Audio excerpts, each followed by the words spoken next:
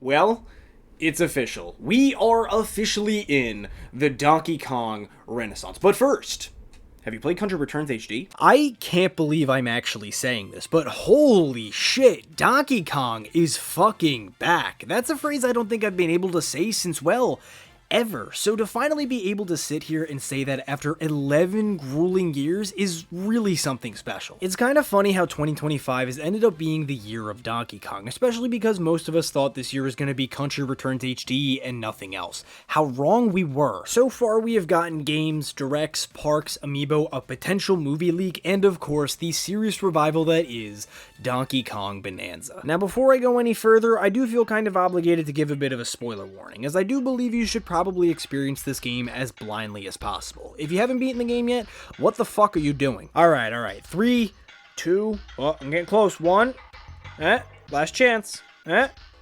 They brought back fucking Swanky Kong? This game had a lot riding on it, from having to serve as a worthy successor to both 64 and Tropical Freeze, to bringing pretty much the entirety of the Donkey Kong franchise back into a state of cultural relevancy, while also having to justify an 11-year gap between games. And if you couldn't tell by the almost universal praise this game has received, as well as the absolute treasure trove of stellar reviews, Donkey Kong Bananza more than lives up to that impossible hype, as there really isn't any other way to describe this game other than just fucking magical. Now, this may come as a surprise to many of you, but Bonanza is actually my first ever 3D Donkey Kong experience, because I don't own the red thing. And might I say, for this likely being most people's introduction to 3D Donkey Kong, it does a phenomenal job. Everything from the movement to mechanics to level design, hell, even the more gimmicky aspects of this game is all curated to such a high degree of perfection. And having spent over, wow, 30 hours in this game, I could see why many people are considering this one of the best 3D platformers ever made. Looks like some things never change. But what about the non-gameplay stuff? The story, the lore,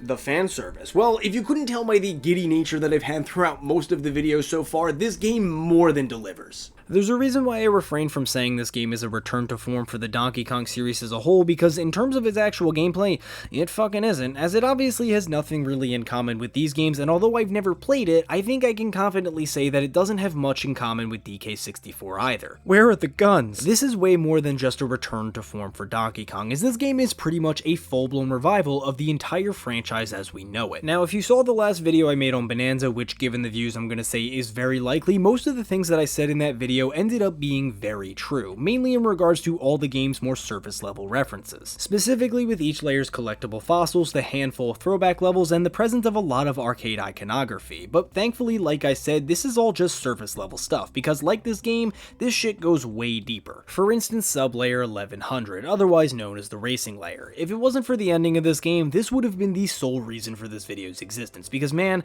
I don't know the last time a section in a video game made me this happy. Oh, we'll get to you. If you've played through the game, you'll probably remember this layer as the one that has Diddy and Dixie, and although it's one of the weaker layers from a gameplay perspective, it more than makes up for it through all the lore and fan service that's crammed into it. For starters, we get to see Diddy and Dixie. It may sound weird for a lot of newcomers, but if you've been on the DK train long enough, then you know that most characters aren't always guaranteed to make a return, even those most of us would consider to be part of the core cast. And if you spent any time online between the Switch 2's reveal and the Bonanza Direct, then you know that most of us thought the fate of Diddy Kong was very much in jeopardy, which means Dixie's fate was also very much up in the air, which kinda sucks because it was a big deal back when she was revealed to be in Tropical Freeze, the previous game. But on top of that, they also drop a lot of information about the lore and timeline of this game, and to my surprise, just about everything that came before is canon to this current timeline, as both Diddy and Dixie reminisce over their past adventures with DK, even directly referencing the events of specific games. Which ends up kind of confirming my theory that after the events of Tropical Freeze, Donkey Kong went and got a regular 9 to 5. They also directly reference Candy Kong, which I and probably most others thought was a character that was basically scrubbed from existence. But what I think makes all of this so cool to see is that none of this has any real impact on the actual game or gameplay itself. If this stuff was removed from the game, there really wouldn't be any discernible difference in Bonanza as a whole, which means there was a very specific purpose in leaving all of this in the final game. Alright, I think enough time has passed.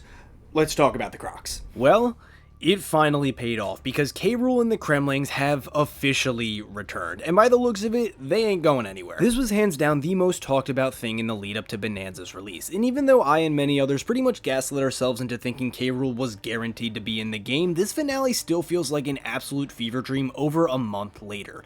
Not for a lack of trying. K. Rool's return in this game is absolutely genius, as not only does it give a logical explanation for where the fuck he's been, but it also brings back that rare charm that these games used to be known for. One of his first lines is literally, "King K. Rool is back in action," almost as if the developers are looking at us saying, "Oh yeah, we're doing this." And then to immediately encounter so many members of the Kremling crew is just the added cherry on top, as much of the theories and speculation were all targeted at just K. Rool himself. So to see so many classic enemies return, like critters, zingers, kabooms, neckies, claptraps, and armies, is just beyond my wildest dreams. And then to bring back the fake credits on top of that is just so fucking cool, as it's made abundantly clear that this finale is just one huge love letter to the entire Rare era of Donkey Kong, an era that most of us thought we'd never see again. And then they take us to New Donk. The final fight in New Donk City is one of the craziest endings to a video game I have ever witnessed. I really have no words for it other than just wow. And if it wasn't clear down at the planet core, New Donk pretty much hammers home the fact that, oh yeah,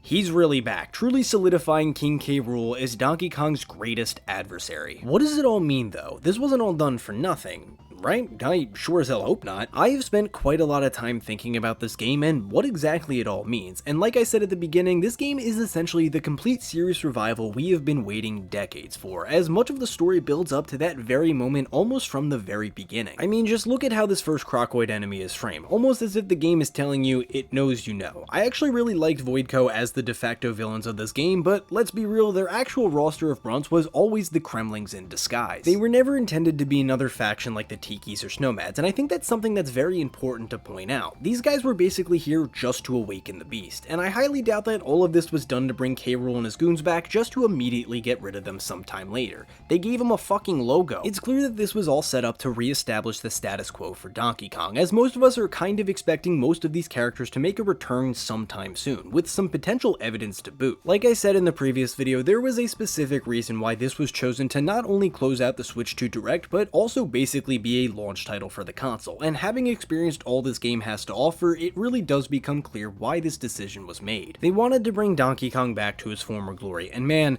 they did one hell of a job, and for the first time ever, I can actually sit here and say that I am legitimately excited for the future of Donkey Kong.